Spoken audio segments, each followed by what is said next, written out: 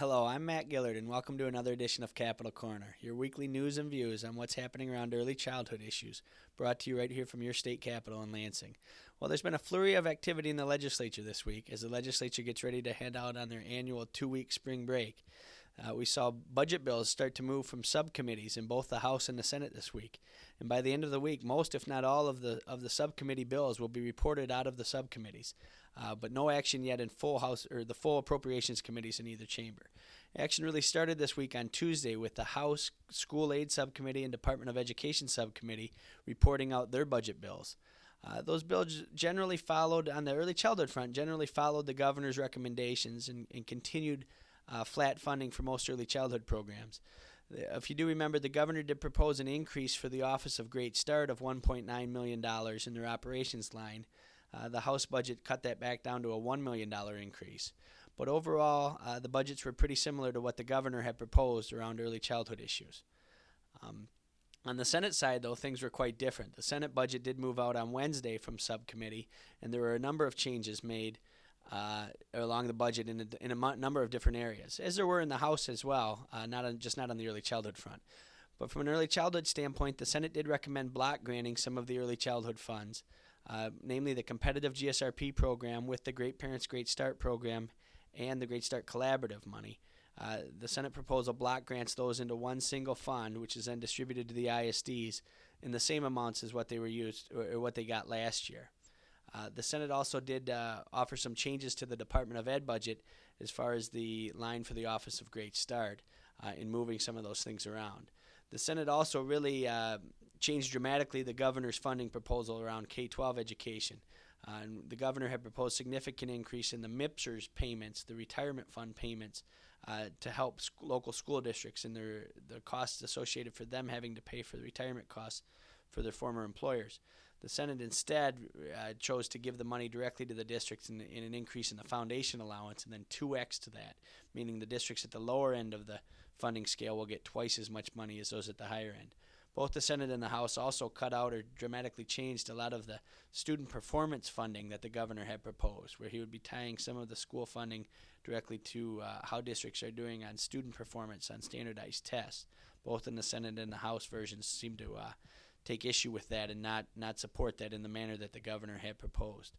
Like I said, most of the other budgets either have moved out of subcommittee or by the end of this week will. We did unfortunately see some other cuts around some early childhood areas as well.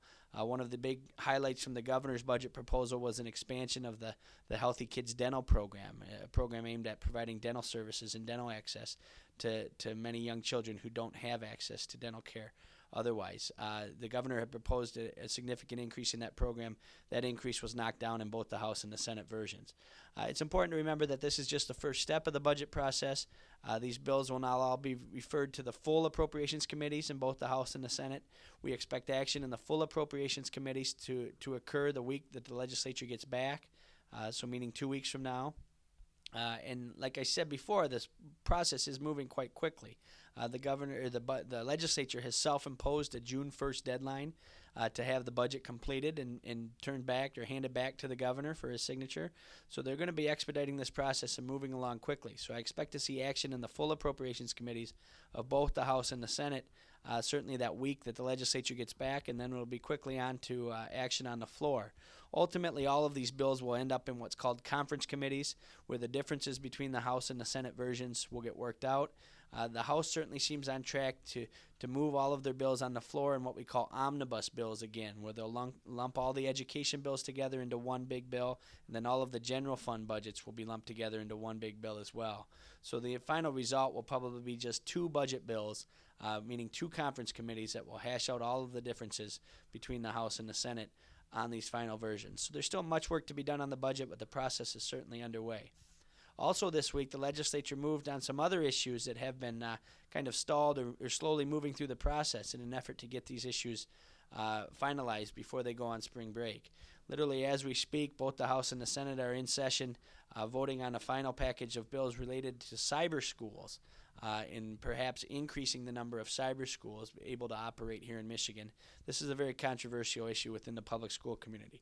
Also, right before we came on air today, the House just passed the autism package, and so that's going back to the Senate for probably final approval and will be on its way to the governor's desk even later tonight. This has been an issue that has been around for a couple of years now, and I'm sure some of you watching this are very familiar with.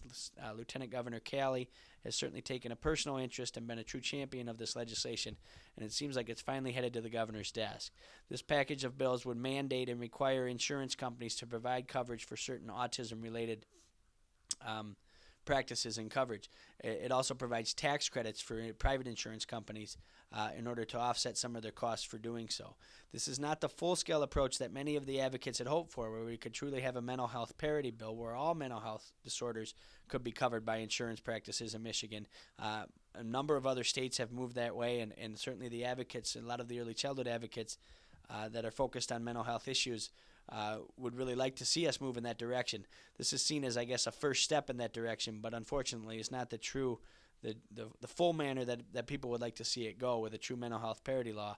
But I certainly expect that we'll see more attention to this matter in the future, and certainly renewed efforts and recalled focus on pursuing a mental health parity bill, hopefully in the future, on the backs of this passage of this autism-related bills. So that's really the update for today. Please stay tuned. As I said, the legislature will go on break for a couple of weeks, but there'll be a lot more activity as they come back.